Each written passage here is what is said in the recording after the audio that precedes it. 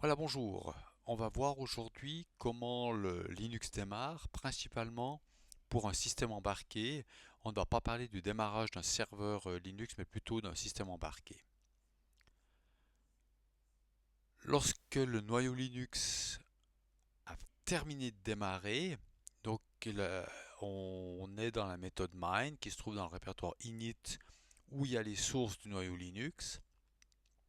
Dans cette méthode, dans ce fichier mine.c, il y a une méthode qui s'appelle startkernel, qui va démarrer le processus init qui est dans slash sbin_init.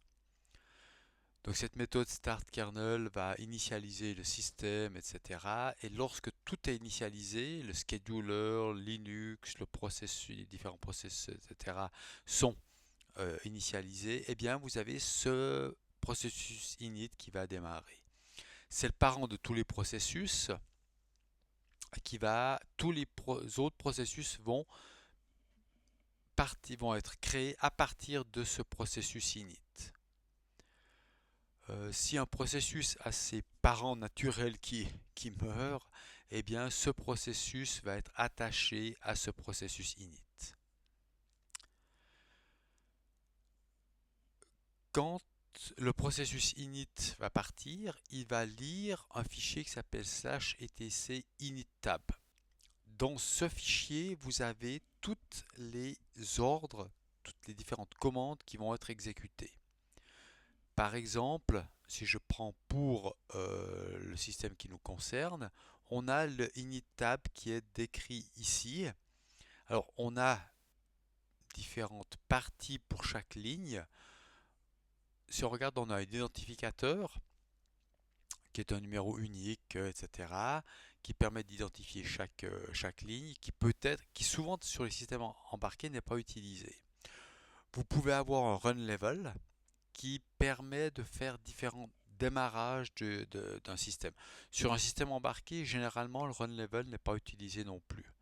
Mais on pourrait très bien avoir sur un serveur, sur une machine, on démarre dans un certain run level où on n'a pas de mode graphique, et on peut démarrer un autre run level où on a un mode graphique qui est activé. On a des actions que l'on va faire et des commandes. Alors, si je viens ici, on voit eh bien null correspond à identificateur, les run level ne sont pas utilisés. On a l'action et la commande. Donc ici, on a une action sysinit qui va exécuter cette commande-là. Donc ça, ce sont des commandes Linux que l'on connaît parfaitement. Ce sysinit indique qu'au démarrage de Linux, on va exécuter celle-ci en premier, ensuite celle-ci, etc., etc. On voit que l'on arrive ici et on a une commande particulière qui est /etc initd /rcs. Ça, c'est le script de démarrage. C'est un script particulier qui va exécuter des scripts de démarrage. Et ensuite, on a une configuration du port série pour accéder au système embarqué. On a, si on veut démarrer le contrôle alt delete, eh bien on a 7. Si on a une combinaison de touches qui est faite, eh bien on va exécuter cette commande-là.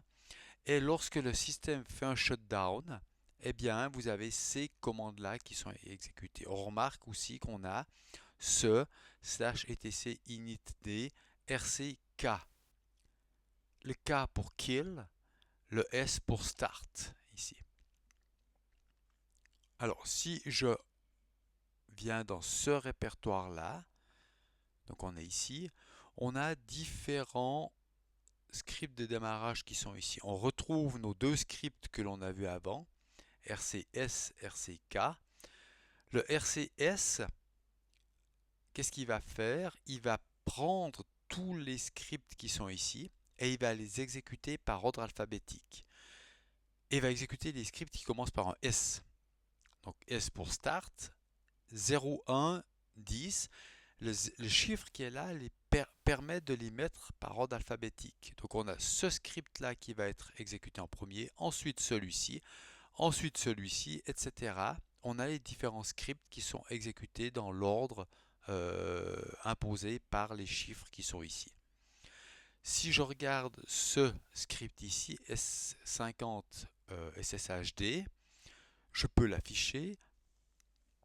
Un script a généralement des méthodes start, stop, restart qui sont décrites ici. Si on ne met pas de paramètres, typiquement quand je vais démarrer, quand j'exécute ce script, je dois lui mettre un paramètre.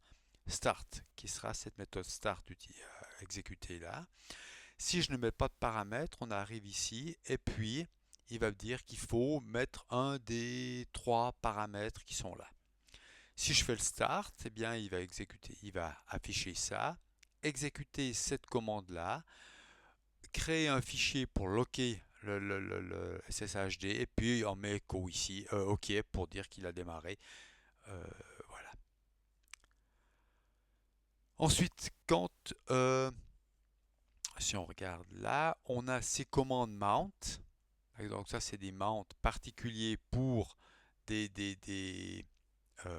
comment ça s'appelle, des fichiers virtuels. On a ce mount A ici qui va lire ce fichier /etcfstab et interpréter ce fichier et monter les différentes partitions avec leurs différents points de montage et les différents node files qui sont ici.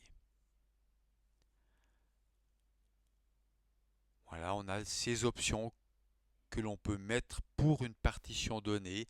On remarque qu'on a souvent ce noSUID, noExec, noDev qui permettent de sécuriser plus la partition, notamment pour la partition temp qui peut être relativement critique.